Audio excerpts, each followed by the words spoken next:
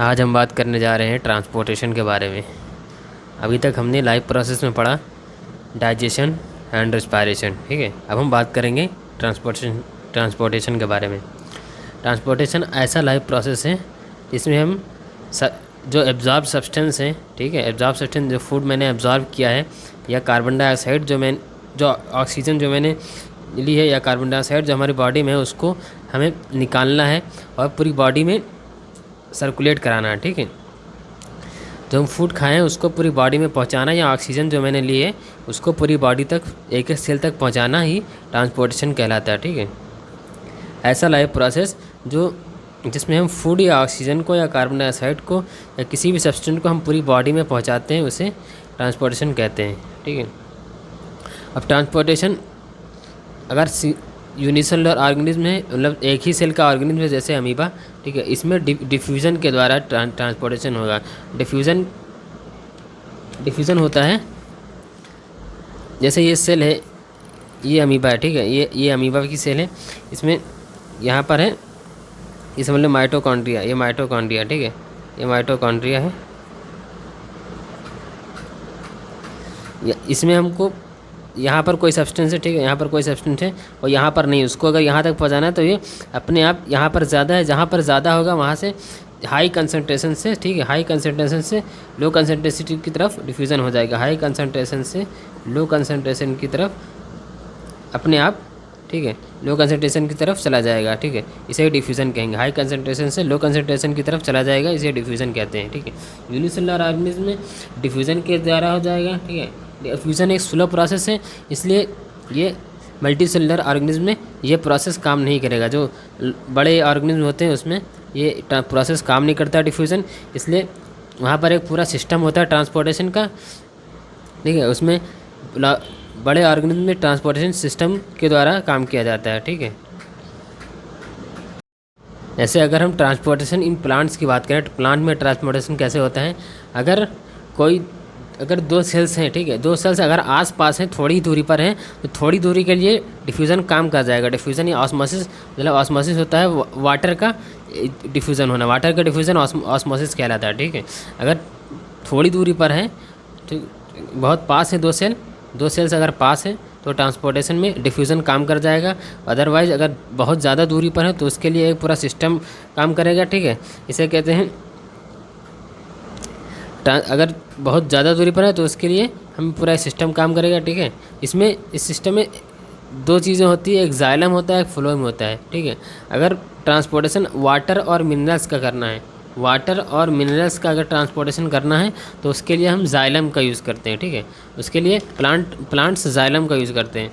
Water and minerals का use का transportation xylem के थ्रू होता है, ठीक है। वाटर का ट्रांसपोर्टेशन कहाँ से होगा?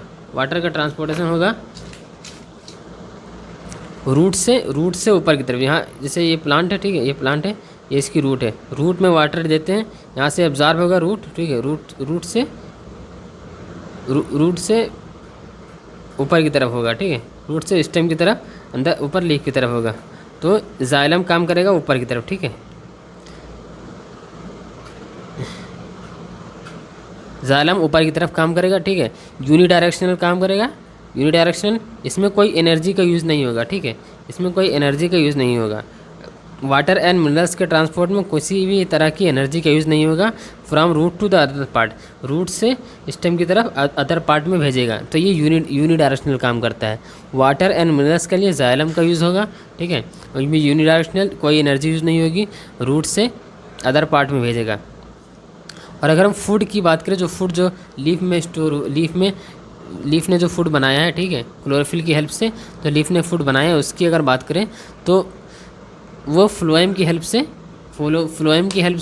पूरी बॉडी में पहुंचेगा, वो फ्लोएम की हेल्प से पहुंचेगा, ठीक है। उसके लिए उसके ट्रांसपोर्ट के लिए फ्लोएम का यूज़ किया जाता है प्लांट के द्वारा। प्लांट अगर फूड का ट्रांसपोर्टेशन करेगा तो फ्लोएम का यूज़ करेगा, अगर वाटर और मिनरल्स का ट्रांसपोर्टेशन करेगा तो वो जाइलम का यूज़ करेगा, ठीक है। इसमें बाई डायरेक्शनल होता है, इसमें ट्रांसपोर्ट बाई डायरेक्शनल होता है।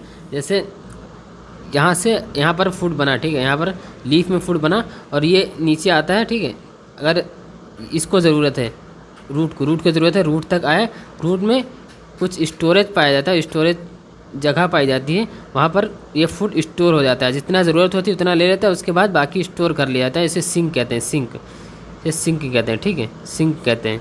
ये सिंक में स्टोर हो जाता है, फिर बाकी जहाँ ज़रूरत होती है फिर दोबारा इसको भेजता है, ठीक है।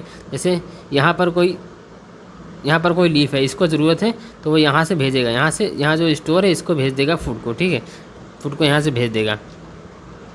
तो ये बाई डायरेक्शनल काम करता है। इसमें एनर्जी की यूज़ होता है, इसमें एनर्जी यूज़ होती है, ठीक है। ऊपर से नीचे भेजने में एनर्जी यूज़ होगी, फ्लोएम एनर्जी का यूज़ करेगा, जाइलम एनर्जी का यूज़ नहीं करेगा।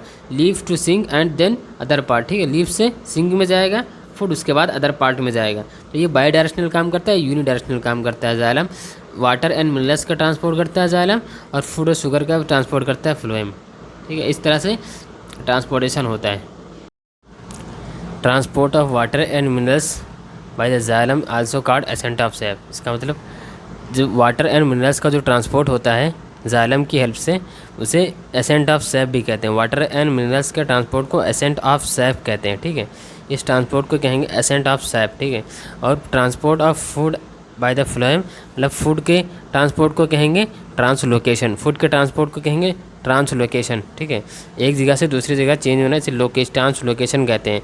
और वाटर एंड मिनरल्स के ट्रांसपोर्ट को कहेंगे एसेंट ऑफ सैप, ठीक है।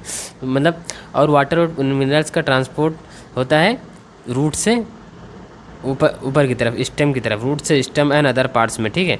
तो इसके लिए क्योंकि ग्रेविटी नीचे की तरफ है तो वाटर एंड मिनरल्स को हमको ऊपर की तरफ पहुंचाना है, तो इसके लिए हमें फोर्स लगानी पड़ेगी, हमें फोर्स लगाना पड़ेगा ऊपर की तरफ पहुंचाने के लिए। इसके लिए हमें दो फोर्स की ज़रूरत होती है, ग्रेविटी के अगेंस्ट काम करना है, इसलिए हमें दो फोर्स की ज़रूरत होती है। पहला होता है, एक होता है रूट प्रेशर, जो रूट के द्वारा फोर्स लगाया जाता है, ठीक है, रूट के द्वारा प्रेशर लगाया जाता है, इसे रूट प्रेशर कहते हैं। और दूसरा है ट्रांसपिरेशन पुल, ट्रांसपिरेशन और सक्शन पुल, ट्रांसपिरेशन पुल और सक्शन पुल, ट्रांसपिरेशन और सक्शन पुल इसे कहते हैं, ठीक है। अब ट्रांसपिरेशन क्या होता है इसे समझो।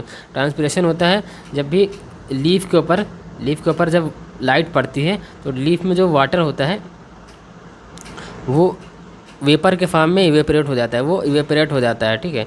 जब इवेपोरेट होता है तो वहाँ पर जगह खाली हो जाती है वाटर की, तो जो पीछे जो वाटर होता है वो आगे बढ़ने की कोशिश करता है, ठीक है। और ये पीछे का पानी ऊपर की तरफ आने लगता है, इससे एक पुल क्रिएट होता है, इससे एक फोर्स क्रिएट होता है, ठीक है, ऊपर की तरफ। इसे ट्रांसपिरेशन पुल कहते हैं, ठीक है। ट्रांसपिरेशन होता है process of loss of water का लॉस होना वेपर के फॉर्म में, लीफ से वाटर का लॉस होना वेपर के फॉर्म में ट्रांसपिरेशन कहलाता है। और जब ये वाटर का लॉस होगा तो और पीछे का पानी आगे की तरफ आएगा, तो इससे एक पुल क्रिएट होगा, उससे एक फोर्स क्रिएट होगा, इसे ट्रांसपिरेशन पुल कहेंगे। और ट्रांसपिरेशन हेल्प करता है टेम्परेचर को मेंटेन करने में, ठीक है, टेम्परेचर को मेंटेन करने में, मतलब कि प्लांट का टेम्परेचर चेंज ना हो। जैसे टेम्परेचर बाहर का चेंज होता रहता है, तो जब ज़्यादा गर्मी होती है तो वाटर ज़्यादा लॉस होता है, ज़्यादा कम गर्मी होती है, ठीक है, जाड़ों में वाटर कम लॉस होता है, ठीक है, वाटर का लॉस कम होता है, और गर्मियों में वाटर का लॉस ज़्यादा होता है, जिससे टेम्परेचर रेगुलेट रहता है, टेम्परेचर मेंटेन रहता है प्लांट का।